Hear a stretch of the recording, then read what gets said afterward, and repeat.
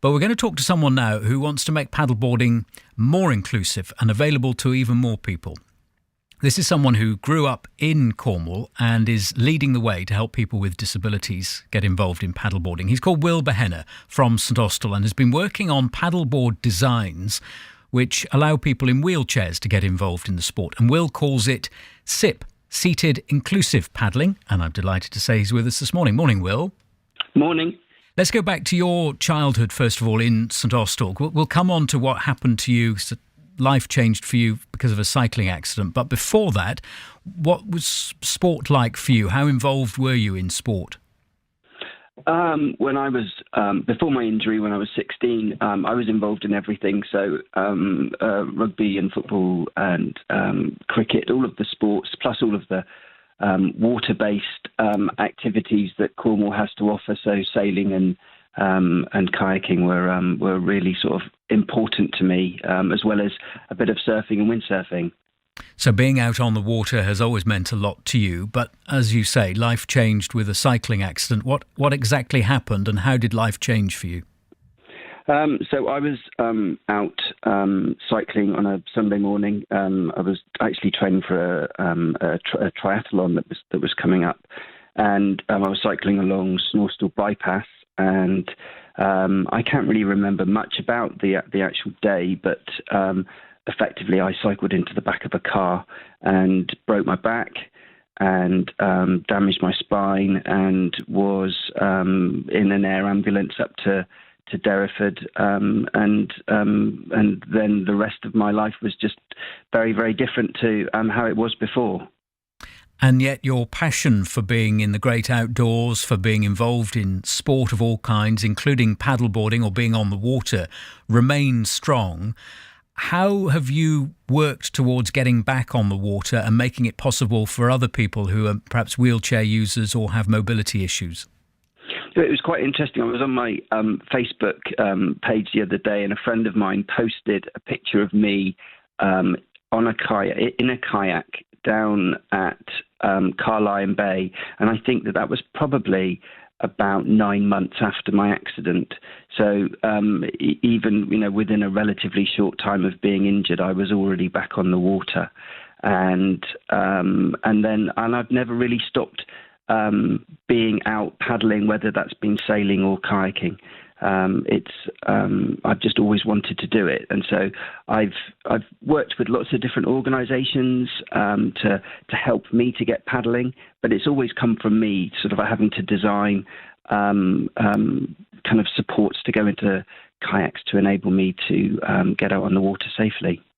And what's kayaking is obviously you're sitting down as long as you've got the ability to get into it. Once you're in and you've got upper strength, you're able to paddle along. But the craze for paddleboarding, stand-up paddleboarding, has really taken off. How have you adapted to go between what is kayaking and what is stand-up paddleboarding? What have you put in between that? So I was always really frustrated that I couldn't go out kayaking independently. And when the paddleboards came out, I just saw that as a fabulous opportunity for me to get out on the water independently, especially with an inflatable paddleboard. And so I went and just bought a generic paddleboard and had a look for seating and realised that none of it was going to work for me because it just wasn't strong enough. It wasn't supportive enough. So I went into my shed and looked at the material that I had, which was mostly wood. And so I built a seat out of wood. Now, most people would think that kind of like wood and water and paddleboards don't necessarily go. But the prototype, I actually did the testing down at one of the near Charlestown. And that was really successful. I then found a company that worked with foam. I did all the design work, and then I've come up with a foam seat that now attaches really easily onto the paddleboard, and has enabled me to go off on all sorts of different adventures across the southwest. So it's a relatively cheap and straightforward way of adapting what is a generic paddleboard. You haven't done anything much to the paddleboard itself. You've just added the seat. Yeah, I didn't. I purposefully didn't want to have to make a an inclusive paddleboard, because that then becomes really prohibitive. So I set about wanting to make something that I could transfer onto any paddleboard. So as long as it's got a handle in the middle of the paddleboard, which every paddleboard does, then you can attach the seat onto that, and away you go. It's a brilliant idea, and the best ideas are often the simplest ones. How are you developing it now? How are you taking it forward so that other people can benefit from it? So I've now also developed a kneeling support. So one of the things that you start to observe people out on paddle boards, because you're out paddling with them, and you see that a lot of them are kneeling. And talking with them, they were talking about how difficult it was to paddle for a long period of time on your knees. So I then thought, well, maybe there's a solution I can come up with. So I then designed a kneeling support, and that enables someone who can stand but maybe doesn't have the confidence or the core stability or the want to go straight into paddleboarding in a standing position to be able to kneel and paddle with a paddleboard, and that's proving to be really, really popular as well.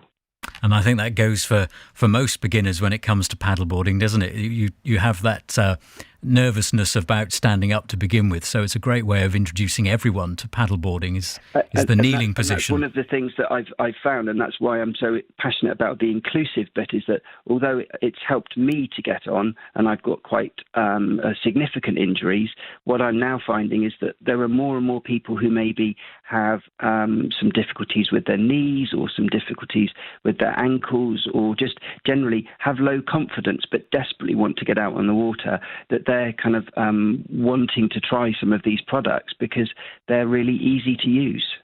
And in terms of what happens next, are they being commercially developed? Are you tying up with someone to make them more widely available? Well, believe it or not, I'm currently making it all in my shed at home in Dorset. Which for me has just been fabulous, to actually design something and then actually make it and then put it out on the water and then watch someone get on it and use it is very rewarding. I've got a lot of work to be doing over the winter to potentially look at different ways of developing the products, but ultimately I'm going to be working with a number of different organisations and planning to sell them so that everyone can enjoy them. Well, you never know. There might be someone in Cornwall today. We've got lots of businesses here involved with surfing and developing surfboards and things. There might be someone here today who wants to team up with you and take that idea further. I hope that happens. Well, if you type in inclusive paddleboarding into any of the Facebook or Instagram, then I come up.